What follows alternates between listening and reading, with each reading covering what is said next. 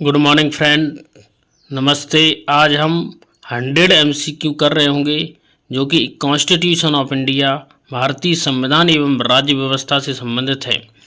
इसमें मुख्य रूप से लेजिस्लेचर और एग्जीक्यूटिव से संबंधित प्रश्न होंगे। ये इम्पोर्टेंट क्वेश्चंस हैं जो कि हर एक कॉम्पिटिटिव एग्जाम, चाहे वह यूपीएससी हो, स्टेट पीसीएस हो, एसएससी एग्जाम हो, इनको ध्यान में रख कर के बनाई गई है। The first question is the governor of a state is appointed the president on advice of the, यानी कि स्टेट के गवर्नर को अपॉइंट किया जाता है प्रेसिडेंट के द्वारा। स्टेट के गवर्नर को अपॉइंट किया जाता है प्रेसिडेंट के द्वारा। किसकी एडवाइस पर, ये हमें बताना किसकी एडवाइस पर। तो इसका सही आंसर होगा प्राइम मिनिस्टर। इसका सही आंसर क्या हो जाएगा? प्राइम मिनिस्टर, यानी उन्हें प्राइम मिनिस्टर की एडवाइस पर अपॉइंट किया जाता है। सेकंड क्वेश्चन देखेंगे, the president give his resignation to the, Bharat का राष्ट्रपति है वो अपना रेजिग्नेशन यानी त्याग पत्र किसे प्रेषित करता है, किसे भेजता है? Chief justice, parliament, vice president, prime minister. तो इसका सही आंसर हो जाएगा वाइस प्रेसिडेंट, यानी राष्ट्रपति अपना इस्तीफा उपराष्ट्रपति को देता है और उपराष्ट्रपति अपना इस्तीफा राष्ट्रपति को देता है। संविधान के भाग 5 में राष्ट्रपति के बारे में वर्णन है जो कि आर्टिकल 52 में है। आर्टिकल राष्ट्रपति देश का प्रथम नागरिक होता है और देश की तीनों सेनाओं का प्रधान या सर्वोच्च सेनापति होता है, सुप्रीम कमांडर होता है। राष्ट्रपति ही के द्वारा ही विभिन्न संवैधानिक पदों पर उपस्थित पदाधिकारियों की नियुक्ति की जाती है, जैसे कि prime minister, minister, governor, supreme court, high court के justice, CAG, election commission of India, ETC। The third question is for what period does the president of India hold office, यानी भारत का राष्ट्रपति किस टाइमलाइन के लिए या कितने टेन्योर के लिए पद ग्रहण करता है? तो इसका करेक्ट आंसर हो जाएगा 5 ईयर्स। तो 5 साल के लिए वो पद को ग्रहण करता है।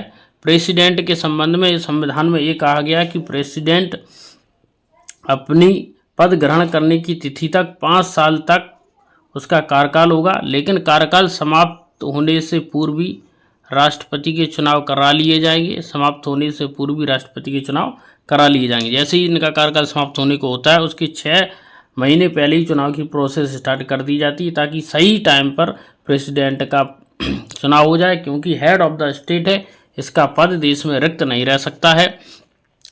जब प्रेसिडेंट नहीं होगा तो वाइस प्रेसिडेंट प्रेसिडेंट का पद ग्रहण कर लेगा, लेकिन प्रेसिडेंट की पोस्ट, चूँकि वो फर्स्ट नागरिक इंडिया का, तीनों सेनाओं का सुप्रीम कमांडर है, विदेश नीति का निर्धारक है, देश की सरकार का मुखिया, इसलिए उसका पद कभी भी रिक्त नहीं रह सकता। For what period does the vice president of India hold office, vice president of India का कार्यकाल कितना होता है? तो 5 years. Who among the following hold office during the pleaser of the president, आपको बताना कि राष्ट्रपति की प्रसाद पर्यंत, प्लीजर ऑफ द प्रेसिडेंट का मतलब होता है राष्ट्रपति की इच्छा पर, राष्ट्रपति के कंसेंट पर, राष्ट्रपति के प्रसाद पर कौन पद ग्रहण करता है, यानी जब राष्ट्रपति चाहे उसे हटा सकता है और जब तक राष्ट्रपति की मर्जी बनी रहेगी वो पद पे बना रहेगा। तो ऐसा व्यक्ति इसमें गवर्नर राष्ट्रपति की कृपा पर होता है। बाकी जो इलेक्शन कमिश्नर है यहाँ पे आपको दिख रहे हैं, लोकसभा स्पीकर दिख रहा है, प्राइम मिनिस्टर दिख रहा है, तो ये राष्ट्रपति की कृपा पर आधारित नहीं है, बल्कि इनकी नियुक्ति एक चयन समिति के द्वारा की जाती है। प्राइम मिनिस्टर जो रूलिंग पार्टी होती है, जिसके सबसे ज़्यादा सांसद होते हैं, उनका नेता होता है। स्पीकर ऑफ द लोकसभा, जो सबसे बड़ा दल होता है, उसकी पार्टी से लोकसभा स्पीकर बनाए जाते हैं, लेकिन लोकसभा अपने स्पीकर को सर्वसम्मति से चुनती है, यानी कि सभी दल मिलकर के लोकसभा स्पीकर का चुनाव करते हैं। इलेक्शन कमीशन की नियुक्ति राष्ट्रपति के द्वारा की जाती है, लेकिन समिति की सिफारिश पर की जाती है, इसलिए उनकी कृपा पात्र नहीं है। नेक्स्ट क्वेश्चन यहाँ पे हम देखेंगे, which of the following is not true regarding the payment of the emoluments, यानी कि राष्ट्रपति के जो एमोल्यूमेंट्स हैं उसके संबंध में निम्नलिखित में से कौन सा कथन सही है? यहाँ पर हमें ये चीज़ बतानी है। तो आपको ये चीज़ आपको जब बतानी है तो आप विचार करने लगेंगे नीचे दिए गए कथनों पर, और आप ये देख लीजिए विचार करते समय कि विचार करना किस चीज़ पर है। इज नॉट ट्रू, यानी हमें बताना है कि गलत कथन कौन सा है। जब ऐसी चीज़ें यहाँ पर आपकी लाने उपस्थित हो तो आप क्या करेंगे, नॉट ट्रू, इसे अंडरलाइन कर देंगे। या फिर ऐसा कर सकते, नॉट ट्रू का मतलब है कि हमें इसमें गलत कथन को पहचानना है, सही नहीं है इसका मतलब कि वो कथन गलत है, तो हमें इसमें गलत कथन को पहचान करनी है। देखते हैं, they can be reduce during a financial emergency, यानी कि फाइनेंशियल इमरजेंसी के समय कम किए जा सकते हैं। They can be reduce during a financial emergency, यानी कि जो इमोल्यूमेंट्स हैं, किसके इमोल्यूमेंट्स की यहाँ पर बात की जा रही है, प्रेसिडेंट, यानी राष्ट्रपति की जो वेतन भत्ते या उसकी सुविधाएं होती हैं, क्या वो वित्तीय इमरजेंसी के समय कट की जा सकती है, तो कहेंगे नहीं, उसके वेतन को कम नहीं किया जा सकता है, तो ये सही आंसर है। They are shown separately in the budget, तो राष्ट्रपति के लिए सेपरेट बजट का प्रोविजन किया जा सकता है। हाँ, तो कुछ ऐसी फंडें होती हैं जो राष्ट्रपति के नियंत्रण में होती हैं और राष्ट्रपति अपने विवेक से या प्रधानमंत्री की सलाह पर उनका प्रयोग कर सकता है, तो ये भी सही है। They are charge on the contingency fund of India, तो राष्ट्रपति के जो इमोल्यूमेंट्स हैं उसकी वेतन भत्ते और सुविधाएं, क्या वो भारत की आकस्मिक निधि पर भारत होते हैं, तो ये गलत है, क्योंकि आकस्मिक निधि तो राष्ट्रपति के नियंत्रण में होती है, जबकि राष्ट्रपति को वेतन भत्ते कंसोलिडेट फंड ऑफ इंडिया, यानी भारत की संचित निधि से दिए जाते हैं।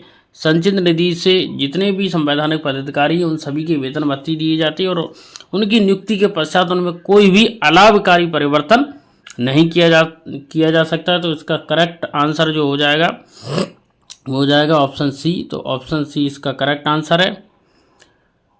अगला ऑप्शन फिर भी देखेंगे, they do not require any parliament sanction, तो इसका तो कोई यहाँ पर सेंस बन नहीं रहा है। नेक्स्ट क्वेश्चन देखेंगे, total number of members nominated by the president to the Lok Sabha and Rajya Sabha, यानी लोकसभा और राज्यसभा में कितने नॉमिनेटेड मेंबर होते हैं, तो लोकसभा में 2 मेंबर होते थे, लेकिन 104वें कॉन्स्टिट्यूशनल अमेंडमेंट के द्वारा